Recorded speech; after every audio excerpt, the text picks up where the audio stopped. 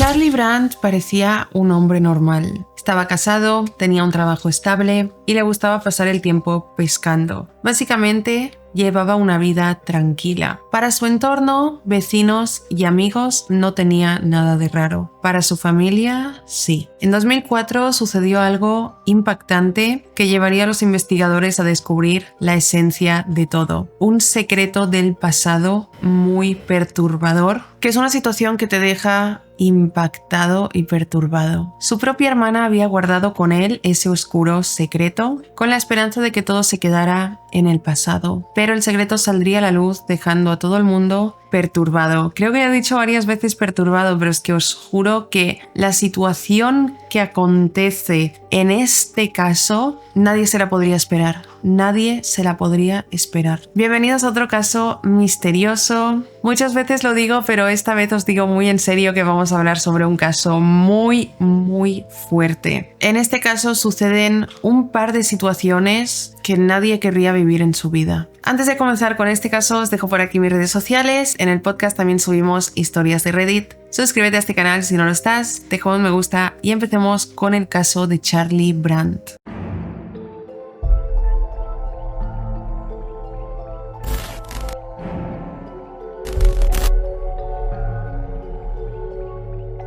Charlie Brandt nació el 23 de febrero de 1957 en Connecticut. Sus padres eran Herbert y Ilsa, que eran inmigrantes alemanes. Tenía una hermana mayor llamada Angela y dos hermanas menores llamadas Jessie, Jessica y Melanie. La infancia de Charlie fue muy caótica. Su padre Herbert trabajaba como obrero para una empresa de fabricación y debido a este trabajo tenían que mudarse mucho. Primero se mudaron a Texas, luego volvieron a Connecticut, luego a Florida y cuando Charlie tenía 11 años se quedaron viviendo en Indiana. Por mudarse tantas veces, Charlie y sus hermanas siempre tenían que empezar de cero en las escuelas, integrarse una y otra vez, familiarizarse con la zona, hacer amigos que luego dejaban atrás y después tenían que volver a hacer amigos de cero. Algo extremadamente difícil porque cuando eres pequeño, si eres un niño extrovertido, muy bien, y tampoco tan bien porque necesitas como una estabilidad, ¿no? Pero si encima eres una persona introvertida, que es como era Charlie, fue descrito como un niño muy tímido e introvertido, que le costaba hacer amigos, pues en esta situación todavía más le costaba hacer amigos. Si siempre tenía, imaginad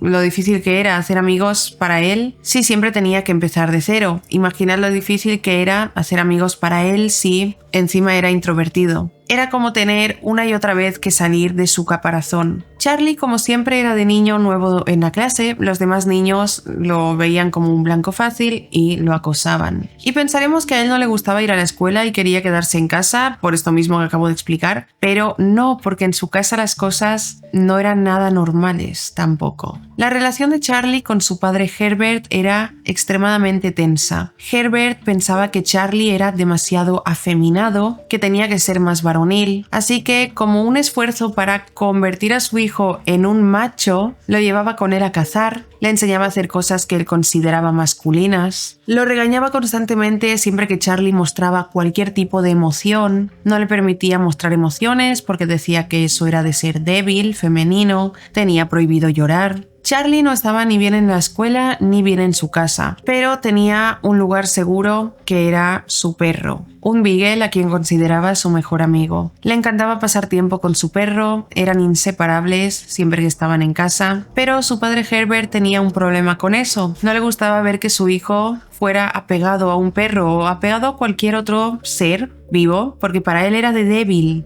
Herbert quería total autoridad y así como le gritaba a Charlie, también le gritaba al perro, porque no era un perro que tuvieran educado. Herbert era muy de tener a todos disciplinados y educados y el perro no estaba educado, era... Charlie lo mimaba mucho, lo consentía, le dejaba hacer lo que quisiera. Entonces, cuando Charlie tenía 13 años, sucedió algo completamente espantoso que probablemente fue un antes y un después en su psique. Probablemente este evento desencadenó la serie de eventos atroces que sucederían después. Pero si queréis, ahora siempre aviso, podéis saltaros esta parte. No voy a extenderme demasiado en ella, pero va sobre el perro de Charlie. Y ya podéis imaginar qué pasaba porque a Herbert no le gustaba que Charlie quisiera un perro. De todos modos voy a explicarlo, seguramente durará, no sé, 2 minutos o así que las personas que no queráis saberlo podéis pasar un par de minutos. Herbert se llevó a Charlie y a su perro de caza. El perro se asustó por algo y se escondió en unos arbustos. Herbert comenzó a disparar a los arbustos donde estaba escondido el perro. Según él, solo disparó para que el perro saliera, no con la intención de matarlo, pero lo hizo. Charlie presenció cómo su padre mataba a tiros a su preciado perro, y como tenía prohibido llorar, tuvo que contenerse completamente y no mostrar ninguna emoción mientras veía que su padre disparaba a su perro. Charlie siempre pensó que su padre lo disparó a propósito, que quería darle una lección, en plan no te encariñes con un perro, no puedes encariñarte con nadie. Y este suceso es horrible y a Charlie pronto se le cruzarían los cables por completo y yo estoy convencida de que fue por esto. Sin embargo, primero vamos a hablar brevemente sobre lo que se sabe sobre Herbert, sobre su pasado. Sobre el pasado de Ilsa no se sabe mucho, pero ellos llegaron a Estados Unidos en busca de una vida mejor. Herbert nació en Alemania en 1931 y cuando tenía 10 años se unió a un programa para chicos alemanes que prácticamente los convertía en nazis. Los adoctrinaban con la ideología nazi, el antisemitismo, la supremacía aria, la disciplina estricta. Cuando tenía 14 años se graduó en las Juventudes Hitlerianas, que era este programa. Hitler envió a estos jóvenes adolescentes a luchar en la batalla. No está muy claro si Herbert era uno de ellos, no se sabe si fue o no, pero con este contexto de lo que fue su educación, podemos entender quizá la mentalidad que tenía tan perturbada, entendiendo los traumas que tienen las personas que han participado en combates y sobre todo estas personas que han sido víctimas quizá porque eran adolescentes de este adoctrinamiento en esa época. Solo quería comentar esto para que entendamos cómo funcionaba Herbert. Volviendo a unos días después de la muerte del perro, la familia se fue de vacaciones. Y la primera semana en la que regresaron a casa, Charlie comenzó a tener pensamientos turbios y perturbadores. Y aquí es donde sucede algo que, wow, nadie se lo esperaría, es la primera vez que lo veo en un caso y mientras estaba investigando este caso estaba pensando, no es posible, esto no es posible, no puede ser. La noche del 3 de enero de 1971, una semana después de que Charlie perdiera a su perro, sucedió lo siguiente. Charlie estaba sentado en la mesa de la cocina haciendo sus deberes, pero en realidad no estaba haciendo los deberes, estaba con los deberes, pero estaba pensando. Sus padres, Herbert y Ilsa, estaban en el piso de arriba, en el baño. Ilsa se estaba bañando en la bañera y Herbert se estaba afeitando. Ilsa en ese momento estaba embarazada de 8 meses. Angela estaba en su habitación leyendo y Jessie y Melanie estaban durmiendo ya que solo tenían 2 y 3 años. Repentinamente, Charlie dejó de hacer los deberes, se levantó de la mesa, fue a la habitación de sus padres, cogió una pistola de la mesita de noche de su padre, se dirigió hacia el baño donde estaban sus padres, los miró y antes de que pudieran decir nada, disparó a su padre 3 veces, desplomándose este al instante. Ilsa comenzó a gritar sin parar, gritaba «No, Charlie, no, Angela, llama a la policía». Charlie la miró, la apuntó, apretó el gatillo y disparó 2 veces en su estómago. Ilsa se desplomó en la bañera. Y Charlie no había terminado, no iba solo hacia sus padres, quería acabar ese día con toda la familia. Salió del baño y Angela, que estaba en su habitación de al lado, estaba en pánico, no entendía lo que estaba pasando. No creo para nada que pensara que su hermano estaba matando a toda la familia. Estaba aterrorizada por los gritos de su madre y por los disparos. Saltó de la cama, corrió hacia la puerta y se encontró con Charlie, todavía con la pistola en la mano. Entonces Charlie levantó el arma, apuntó a Angela en la cabeza y apretó el gatillo, pero la bala no salió, se había quedado sin balas. Soltó el arma y se lanzó sobre Angela y comenzó a estrangularla. Ella estaba en shock suplicándole que parara y comenzó a decirle «Charlie, te quiero, te amo, soy tu hermana». Pero lo miraba a los ojos y ella no veía a su hermano. Describió que era como si él estuviera poseído, en un trance con la mirada perdida. Angela continuó diciendo soy tu hermana, y entonces Charlie fue como si saliera de un trance y dijo «¿Qué estoy haciendo?». Y Angela le dijo ¿Qué quieres decir? ¿Cómo que qué estás haciendo? Has matado a nuestros padres. Ángela estaba aterrada, en shock, pero sabía que tenía que actuar rápido. Decidió aprovecharse del estado de confusión de su hermano en ese momento y le dijo: Charlie, todo estará bien, estará todo bien, huiremos juntos, siempre estaremos juntos, no te dejaré solo en esto, empaca tus cosas que nos vamos los dos. Cuando Charlie salió de su vista para ir a empacar sus cosas, Ángela corrió hacia la casa de los vecinos, el vecino abrió la puerta y ella dijo: mi hermano ha disparado a mis padres, los ha matado, llamar a la policía, por favor, a una ambulancia. Pero de repente llegó una ambulancia y la policía. Herbert, a pesar de haber recibido 3 disparos por la espalda mientras se afeitaba, pudo levantarse, ir hasta el teléfono y llamar a emergencias. Herbert estaba tendido en el suelo de su casa y consiguió sobrevivir. Pero desafortunadamente, Ilsa, de 37 años en ese momento, y el bebé que esperaba fallecieron. Charlie continuaba empacando sus cosas para escapar con su hermana, pero en cuanto la policía entró en la casa, se entregó. Parecía muy arrepentido de lo que acababa de hacer, pero también muy confundido. No entendía por qué había hecho lo que acababa de hacer. Fue interrogado y la policía no podía encontrar un motivo. Charlie ni siquiera mencionó el asunto del perro a la policía, así que no sabemos si era venganza contra su padre por lo que le hizo a su perro, o si simplemente esa situación le cruzó los cables por completo. Hizo declaraciones muy extrañas porque le dijo a la policía: los amaba y no quería, pero fui programado para matarlos. Fue examinado por 2 psiquiatras, quienes determinaron que Charlie no tenía ninguna enfermedad mental. Determinaron que había actuado por un impulso y que tenía un defecto moral, no mental. Lo que parece bastante descabellado. Un niño de 13 años estaba haciendo los deberes en su casa cuando de repente pretende masacrar a toda su familia y determinan que no le pasa nada. Las autoridades no sabían qué hacer con Charlie porque tenía 13 años. No podían acusarlo de asesinato, ya que estaban en el estado de Indiana, donde con 13 años no podía ser acusado de asesinato. Pasó varios meses encarcelado mientras decidían qué hacer con él. La única vez que se le permitió salir fue para asistir al funeral de su madre, encadenado. Según los informes, Charlie no mostró ningún tipo de emoción mientras enterraban a su madre. Finalmente decidieron que debía recibir tratamiento psiquiátrico porque claramente sucedía algo, y que Charlie representaba un riesgo y un peligro para el público. Después de recibir tratamiento durante 1 año, fue dado de alta y regresó a vivir con su padre y sus 3 hermanas. No sé si alguien de ellos 4 no le tenía miedo a Charlie. Ángela, ¿cómo podría dormir sabiendo que estaba bajo el mismo techo que su hermano, quien mató a su madre, disparó a su padre, y a ella iba primero a dispararla y después a estrangularla?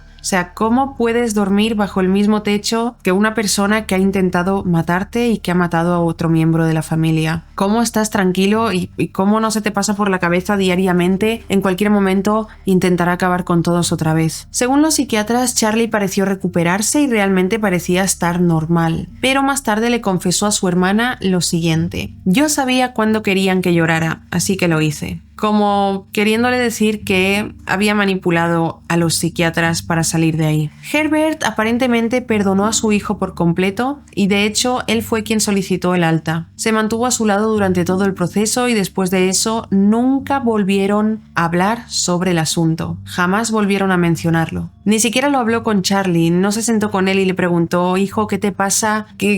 ¿Por qué intentaste matarnos a todos? ¿Por qué mataste a tu madre? ¿Vamos a solucionar lo que te pasa? ¿Vamos a hablar de ello? Nada. Hicieron como si nada hubiera pasado. Ángela estaba completamente traumatizada y horrorizada, y su padre tampoco habló con ella al respecto. Jessie y Melanie eran demasiado pequeñas la noche en la que sucedió todo, y su padre nunca les contó cómo murió su madre realmente. Hasta sus 30 y pico años pensaron que había muerto en un accidente de coche. Nunca supieron que su hermano era el asesino de su madre hasta los 30 y pico. Así que el asesinato se convirtió básicamente en un secreto familiar que debían guardar Charlie, Herbert y Ángela. Charlie comenzó a vivir una vida bastante normal. Al salir del psiquiátrico, volvió al instituto, hizo algunos amigos, era un buen estudiante y es todo muy confuso porque antes de matar a su madre le costaba mucho encajar, le costaba mucho ser un buen estudiante, pero después de lo que hizo parece que mejoró en ciertos aspectos de su vida. Se graduó del instituto, fue a la universidad, se sacó la carrera de ingeniería y consiguió trabajo como técnico de radar para Ford Aerospace en Florida, ya que junto a Herbert y sus hermanas primero se habían mudado a Florida después del asesinato de Ilsa como para empezar de cero, pero más tarde Herbert volvió a casarse y regresó a Indiana llevándose consigo a las hermanas menores Jessie y Melanie. Charlie y Angela se quedaron viviendo en Ormond Beach, Florida. A sus 20 años, Charlie conoció a una mujer llamada Terry, con la que se casó. Los presentó Jim Graves, que era el mejor amigo de Charlie. Terry fue descrita como una mujer muy amable, muy dulce, y Charlie se enamoró perdidamente de ella. Parecían tener la relación perfecta desde fuera, y se mudaron juntos a una casa en la playa de Florida. Ahora, Jim Graves, el mejor amigo de Charlie, era en realidad el ex marido de Angela, la hermana de Charlie, así que era su excuñado. Jim sabía lo que hizo Charlie, Angela se lo contó ya que fue su marido, pero a Jim le daba un poco igual. Sabía que su excuñado era un asesino y le importaba bastante poco. Entonces comenzaron a haber señales de alerta que Jim ignoró también por completo. Después de separarse de Angela, Jim se desahogó con su mejor amigo, Charlie. Le decía: tu hermana me ha roto el corazón, no sé qué. Y Charlie le contestó: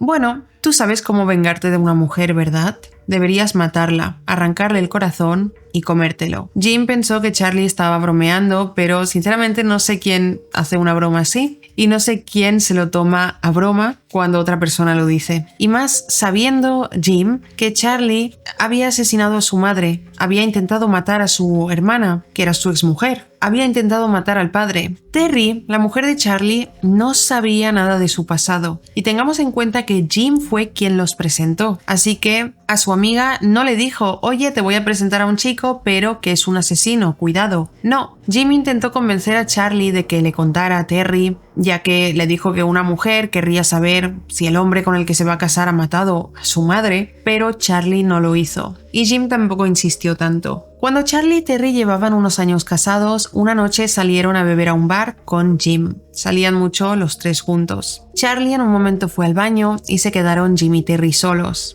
Terry tenía una mirada de terror en la cara. Miró a Jim y le dijo: Jim, creo que mi marido ha asesinado a alguien. Jim se hizo loco y le dijo: vaya, ¿qué quieres decir? Terry le explicó que una mujer había sido asesinada no muy lejos de su casa y que la habían decapitado y le habían arrancado el corazón. Le contó que esa noche que fue asesinada, Charlie no estuvo en casa y no volvió en toda la noche. Cuando llegó a casa estaba cubierto de sangre y Terry le preguntó: ¿qué es toda esta sangre? Y Charlie le dijo: he estado pescando, pesqué unos peces y los corté. Terry pensó: esto no puede ser sangre de pescado. Además volvió a casa sin peces. Jim debería haberse dado cuenta de que Terry tenía razón, porque a la chica asesinada le arrancaron el corazón y recordemos que Charlie le había sugerido a Jim que le arrancara el corazón a su propia hermana, Angela. Pero Jim no le dijo a Terry: vamos a la policía, tal. No, le dijo: no te preocupes, Terry, debe ser todo un malentendido. Charlie nunca haría eso. Terry quería ir a la policía, pero Jim la convenció de no hacerlo. No sé cómo a Jim no se le ocurrió que Terry estaba en lo cierto, seguramente. No sé cómo no se le pasó por la cabeza.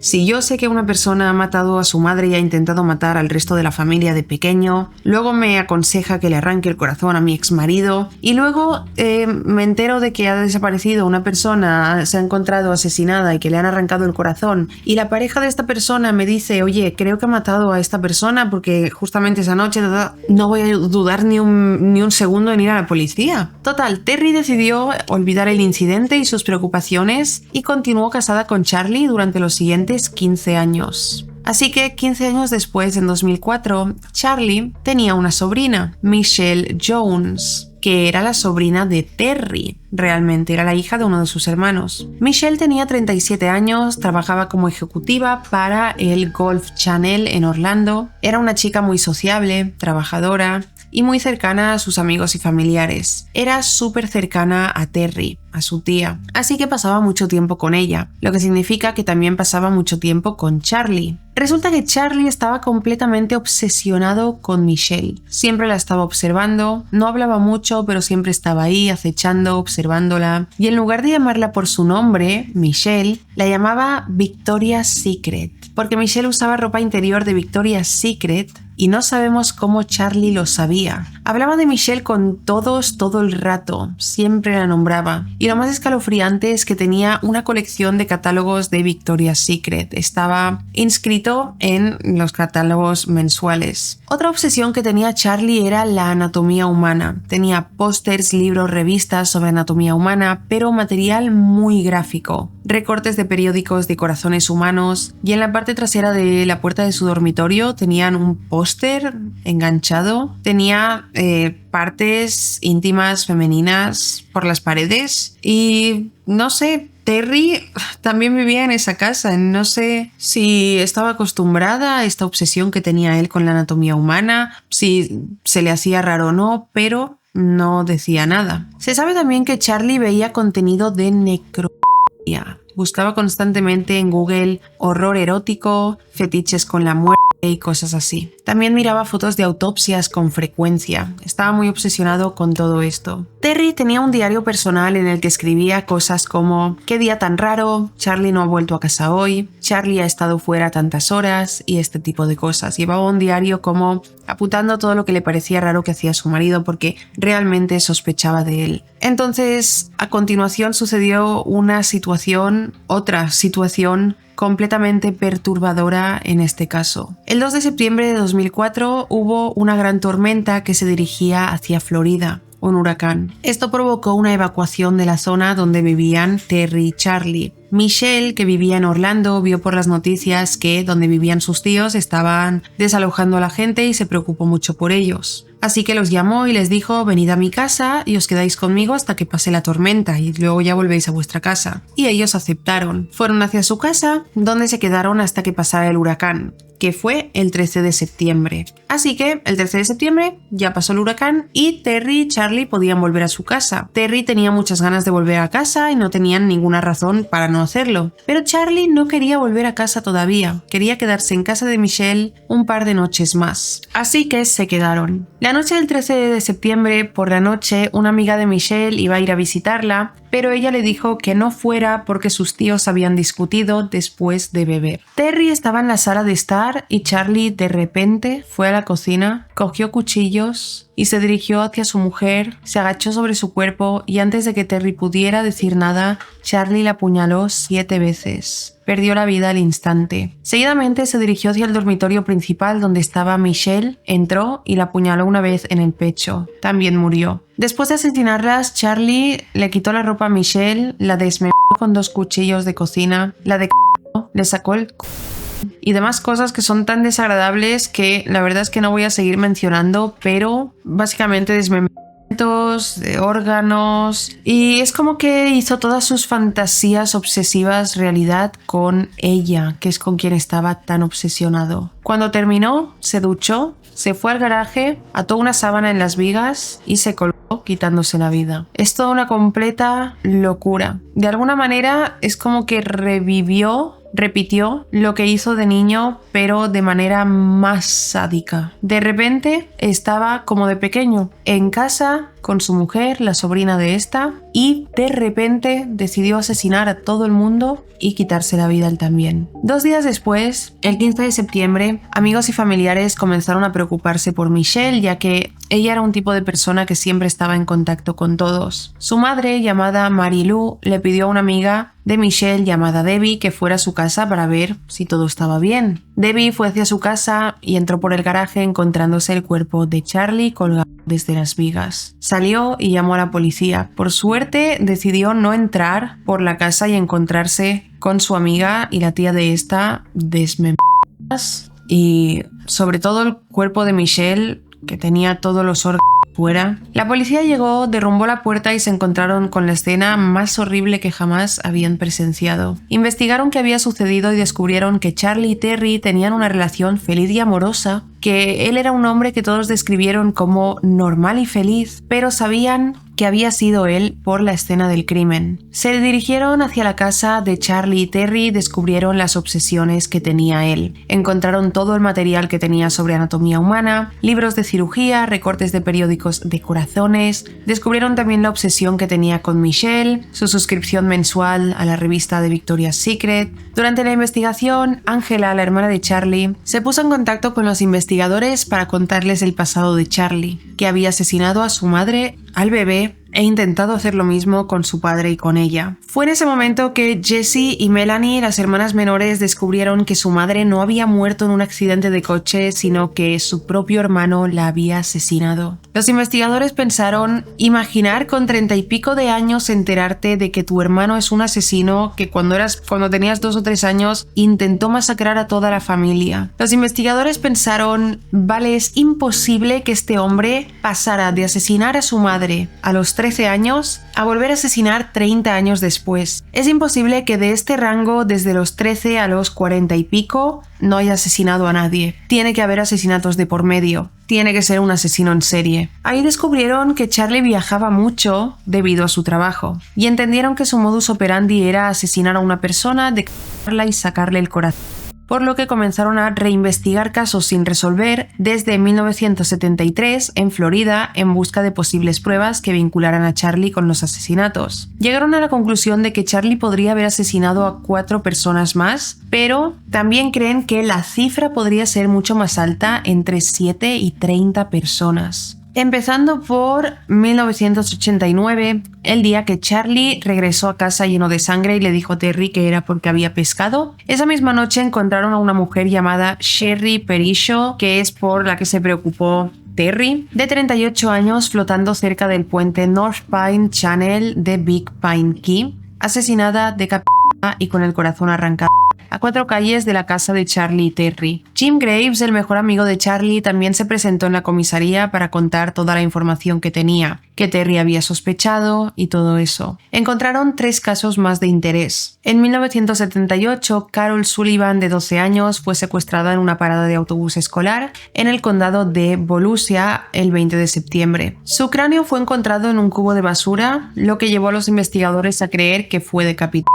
Charlie tenía 21 años en ese momento y vivía en el mismo condado que Carol, pero no se le pudo vincular con el crimen con ninguna prueba sólida. En 1988, Lisa Saunders, de 20 años, fue golpeada y apuñalada y arrastrada desde su coche en Big Pine Key. Le faltaba el corazón cuando la encontraron. Y en 1995, Darlene Toller, de 38 años, que vivía en Miami, fue encontrada asesinada. Su cuerpo estaba sin su cabeza y corazón, los cuales fueron encontrados tirados en una zona de césped de una carretera, la cual Charlie solía usar con regularidad para moverse en coche. Sin embargo, a pesar de las pruebas circunstanciales, los investigadores tuvieron dificultades para vincular de forma concluyente a Charlie con más asesinatos. La falta de pruebas de ADN y el paso del tiempo eran obstáculos para poder confirmar su participación en alguno de estos crímenes. Así que realmente no se puede decir 100% que fuera el asesino de estas chicas, pero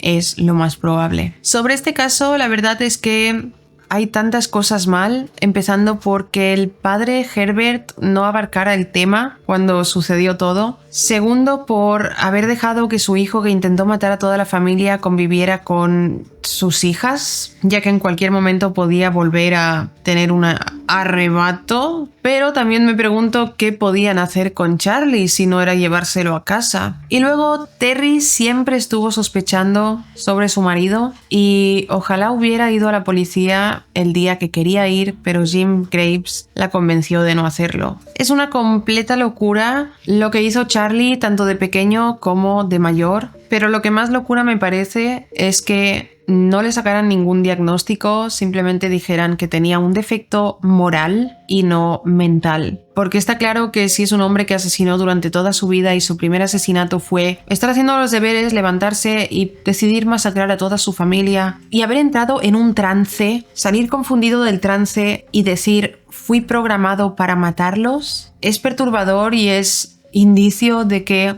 algo muy grave pasaba en su cerebro. Sin embargo, no tenemos la información de qué pasaba en su cabeza. Esto es todo sobre este caso, que me parece uno de los casos más perturbadores que he traído al canal. Aunque siempre digan lo mismo, siempre hay un caso que sientes que supera a los que ya has contado, ¿sabéis? Dejad en comentarios qué opináis sobre este caso, si ya lo conocíais. Para mí es una completa locura. Si os ha parecido interesante e informativo, no olvidéis dejar un me gusta, suscríbete al canal si no lo estás. Gracias por ver mi vídeo y nos vemos en el próximo. ¡Chao!